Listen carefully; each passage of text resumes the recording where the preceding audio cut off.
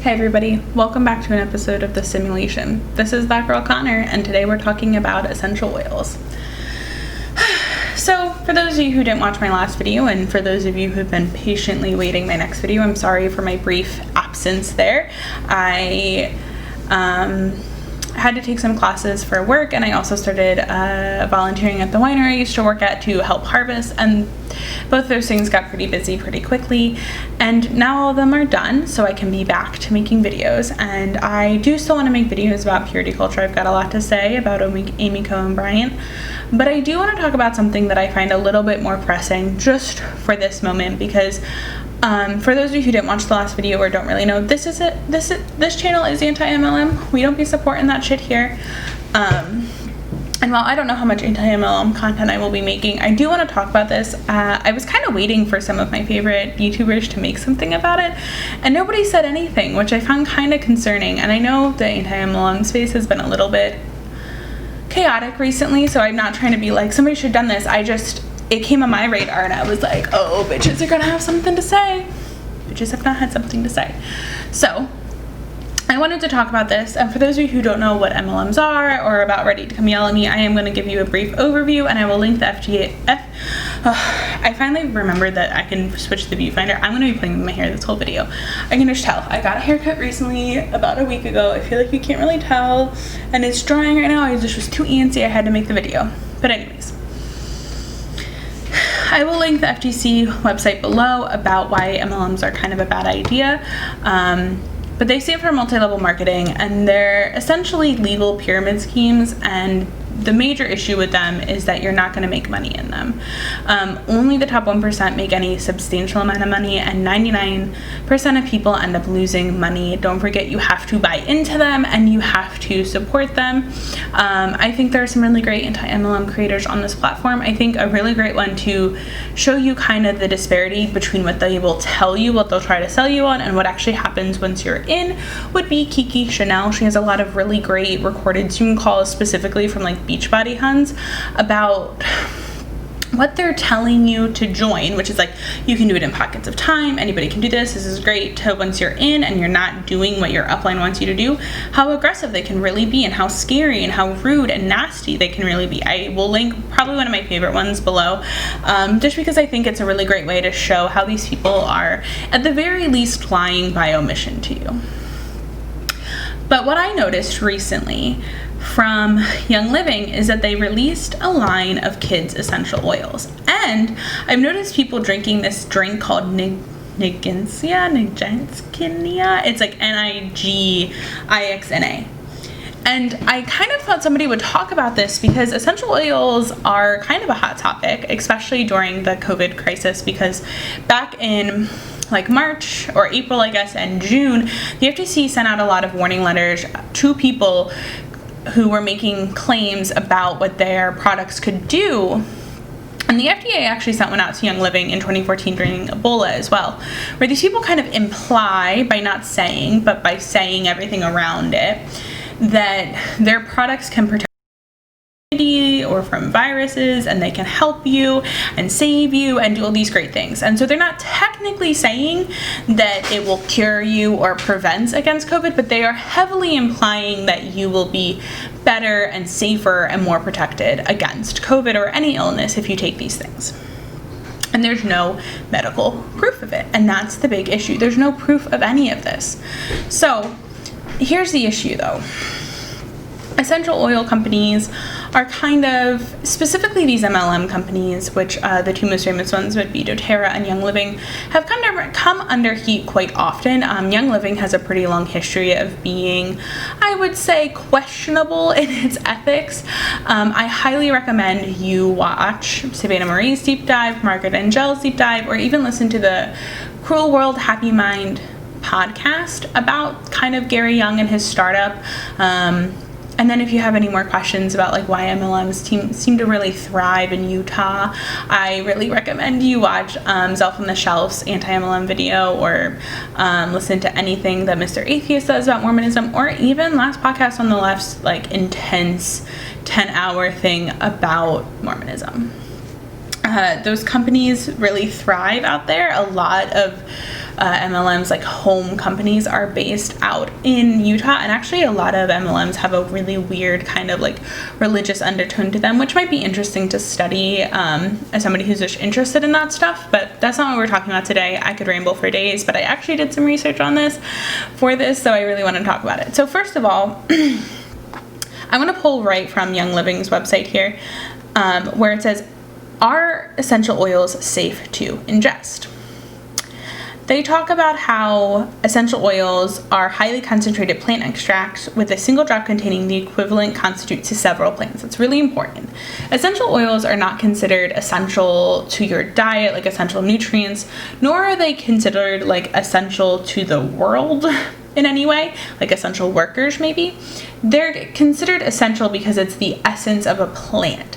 The essence of you, right? Your essence. That's why they're called essential, not because they are needed for healthy development or health or vitality or any of those things. They also talk about which essential oils are safe to ingest. And then they say you always want to make sure that essential oils you choose to use internally are the purest available and that they come from plants that are safe for human consumption. Now that's probably true. You definitely don't want to be eating essential oil of poison ivy, but in general, you don't want to be eating any essential oils. Gillinger, which is a website by doctors, like for doctors, has this article with Dr. Susan Warner, who talks about essential oils and what they're for and why we use them. So what are essential oils? They're extracted from leaves, roots, barks, herbs, or flowers and mixed with an oil or alcohol. They can be applied directly to the skin, either on an abnormality or on the site of pain, for example, on the bottoms of the feet or the chest. They can also be inhaled. That's called aromatherapy. There are some common ones like lavender, tea tree oil, peppermint, and rosemary. Now, the big question is, do they work, right? Do they work for what we said? Dr. Susan Warner says there isn't a lot of conclusive research that shows that using essential oils such as lavender oil to relax work from a medical perspective. She does go on to talk about the placebo effect. Look, if you are having a stressful day and you take a little bath with some lavender essential oils and your headache goes away, did it actually go away, or did you just think it went away because you expected it to go away? On some level, it doesn't really matter because your headache's gone and that was the point of the oil, and there's no harm, no foul in that. You know, unless the headache is like maybe an indication of like that you were dehydrated or you didn't eat enough, or maybe you're experiencing some like caffeine withdrawal. But in reality, that's not a huge issue. That's just a placebo effect for something that's fine. But the issue comes from this idea of that you think that essential oils can cure other things or that you're using them to ingest. So Dr. Warner does say if you're thinking about using essential oils or aromatherapy to treat a medical condition, you should definitely talk to your doctor first, because there's not a lot of research about what they do medically or how they interact with other drugs that you may be on. And don't forget, things like multivitamins and birth control are considered additional. Are essential oils safe? Dr. Warner says essential oils can include volatile organic compounds that can irritate your skin, eyes, throat, and lungs. Applying essential oils to your skin is generally safe, but avoid applying to your eyes, ears, and mouth. You should avoid applying them over broken or irritated skin as well. So like things like eczema, you don't want to put them on, psoriasis, things like that. When it comes to essential oils, you should avoid ingesting them. There's no research to support taking them orally, says Dr. Warner. In fact, they're so potent they can cause other medical concerns like headaches, rashes, and throat swelling. So that seems to be kind of different from what Young Living is telling you, because they're saying you just have to make sure you have the purest, most natural form. But that's a doctor, Dr. Warner, who says that there isn't research to support this. And in fact, we found inverse negative effects from ingesting essential oils that have caused worse problems. Essential oil, or Young Living essential oils, says that you can ingest any of the essential oils from their Vitality line, which is a line of essential oils that they say is safe for food consumption.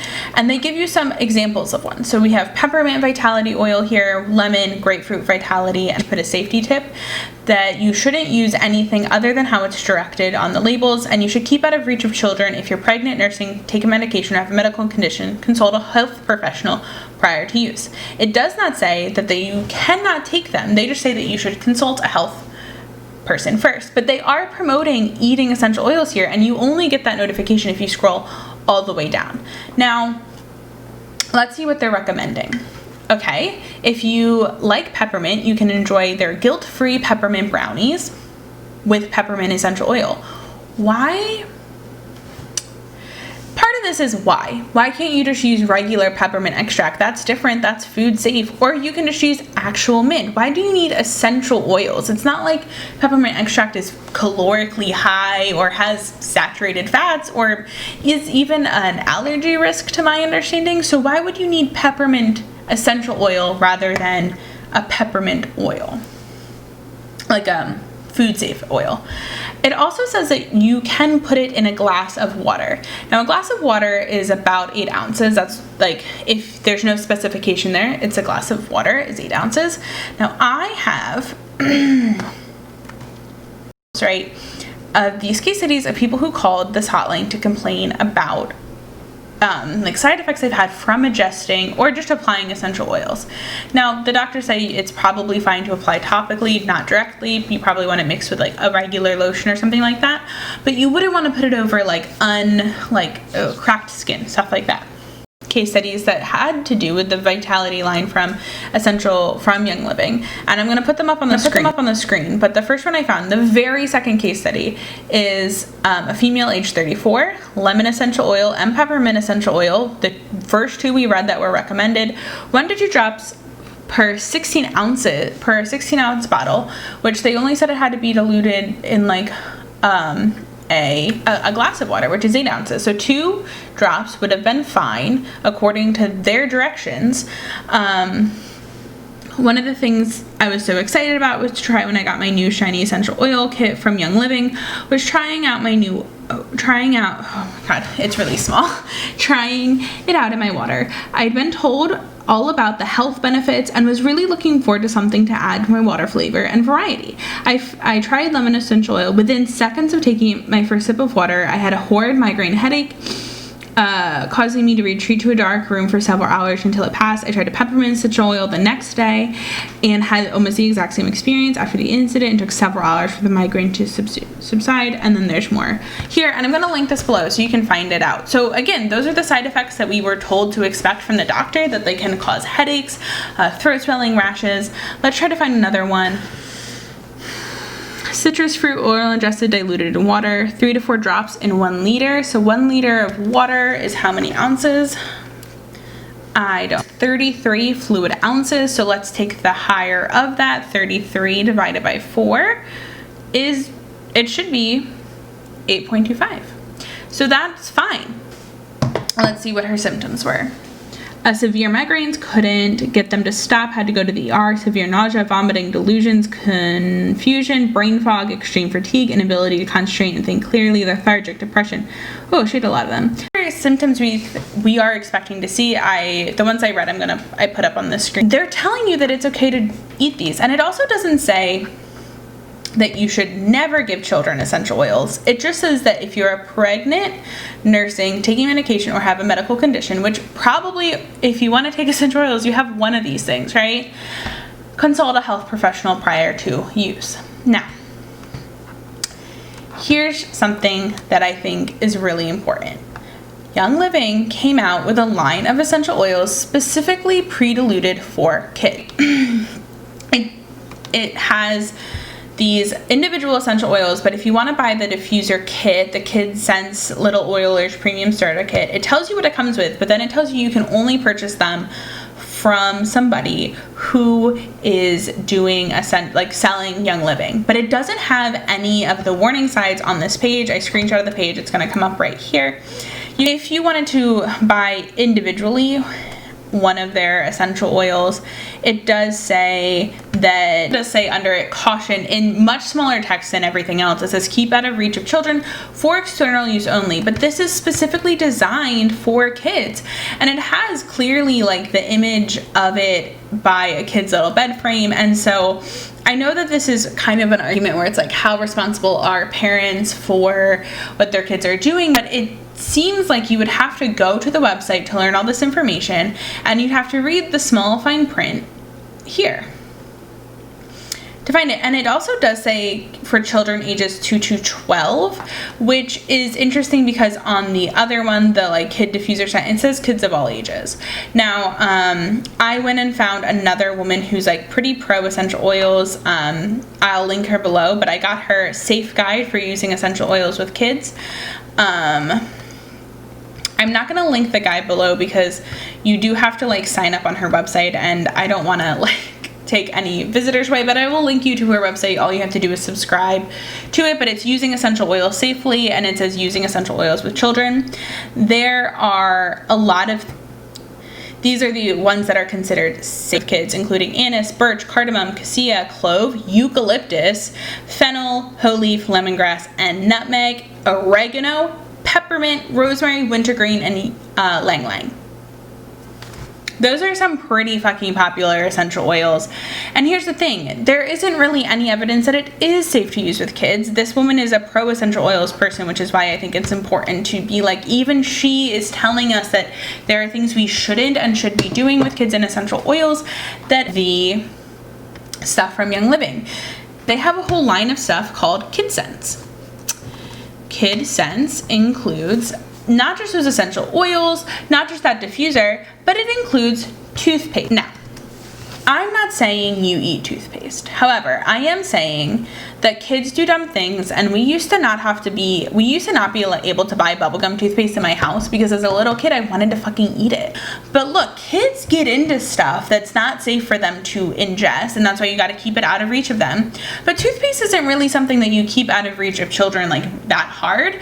And also, it's never safe for even adults to ingest essential oils. So toothpaste also, like when you brush your teeth, you probably swallow a little bit of it, right?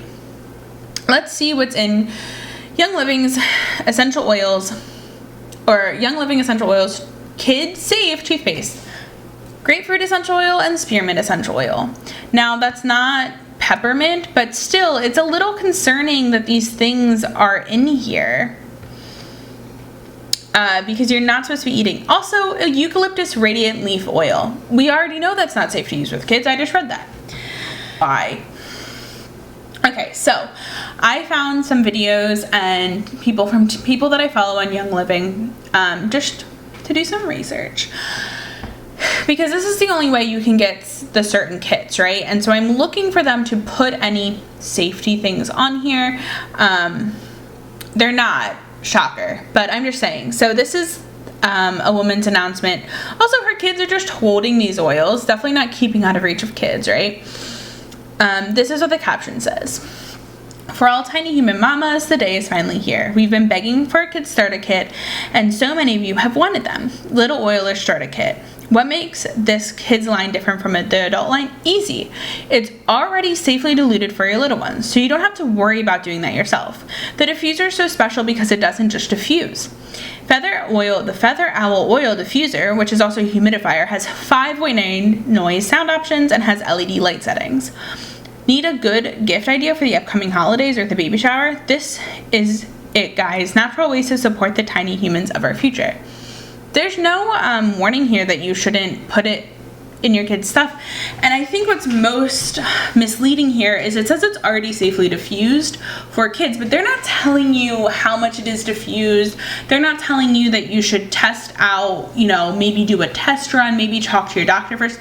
None of that is being mentioned. Okay, this is the little... I probably will have to... You're my sweetie pie. It just is like a...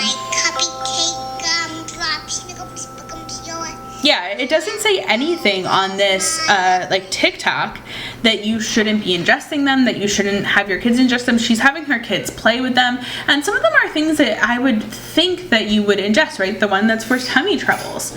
It doesn't say only applied topically. It doesn't say any of that, and these people are not doing the work to make... This is the next part of the video. First of all, how dare you disrespect Stevie Nicks like this? I am a Fleetwood Mac stan. The car I had in college was a white Subaru Forester, and I named it Stevie after Stevie Nicks because she's the white witch. But I'm not going to be one of those people. I've seen a lot of people sharing this post like, me judging you if you didn't listen to Fleetwood Mac before it became a trend. We don't need to be gatekeepy about 1970s rock music. I'm not here for it. But that woman is pregnant and she is drinking. Let's watch it again. Ningixi. I really don't know how to say that.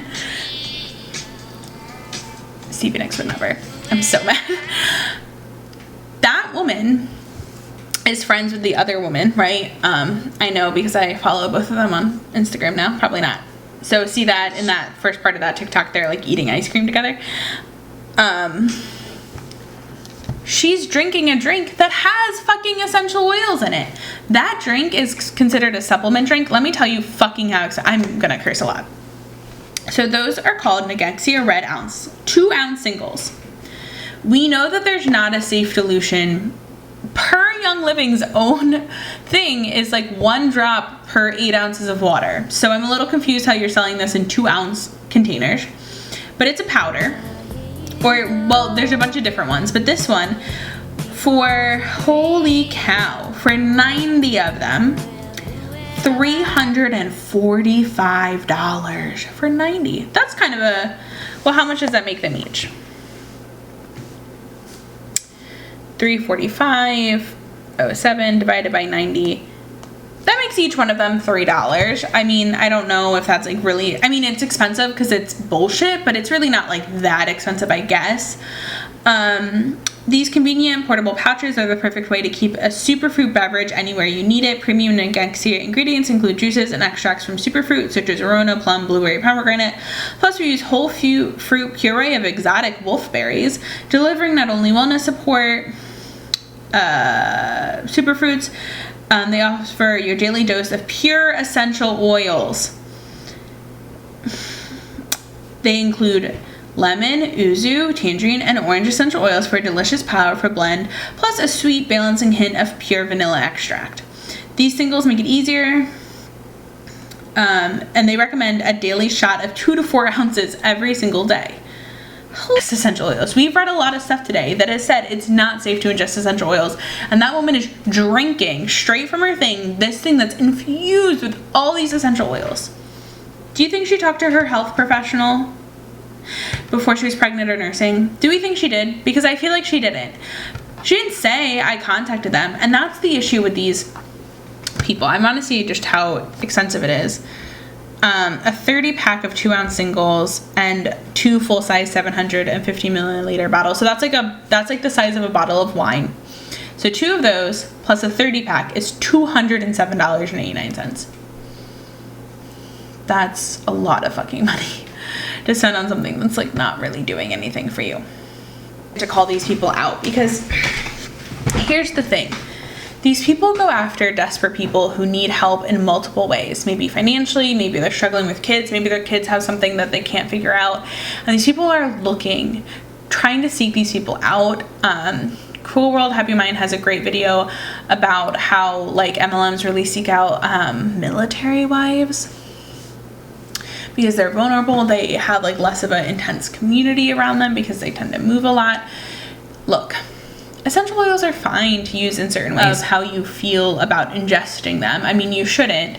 I forgot to add, but I will link it in the bottom below, that the poison.org, run by Poison Control, has a whole article about how you shouldn't use essential oils and why they're quite dangerous. And also, like, you have to be really careful about which ones you're doing. And if you do ingest essential oils, you should just call Poison Control. I'll link that below because I think it's important. But the thing is that these people are promoting something not safely. Their website doesn't really give a lot of guidance, and also the whole point of this is that you don't really have a boss. You're your own boss, right? #bossbabes. But look at what they're doing. She didn't mention on there, hey, before you start drinking this, especially while pregnant, please consult your doctor. And there's a lot of people who kind of like, when there was some shady YouTube content or when there's something that's like mispromoted, put the blame on parents or individuals rather than the companies or people that are selling them something false. They should say, well, they should have done their research. But it's kind of like if you put the rating family friendly in your YouTube comments and you get yourself on family friendly YouTube and then your YouTube is not family friendly, you're being nefarious in how you're marketing yourself, right? You know that you're not being family friendly. So why are you saying it is family friendly? These people are supposed to be people you trust. I will not link them below because I really don't want people to like go put them on blast. I just wanted you to see that these people are not really hiding what they're selling. But is like making her favorite drink. So not only is she drinking the Nigzingsa Zing or what the fuck ever it's called, she is putting in bergamot vitality drops because those are safe to ingest. So she's drinking way more than also what like Young Living has recommended, and also, but she's your representative.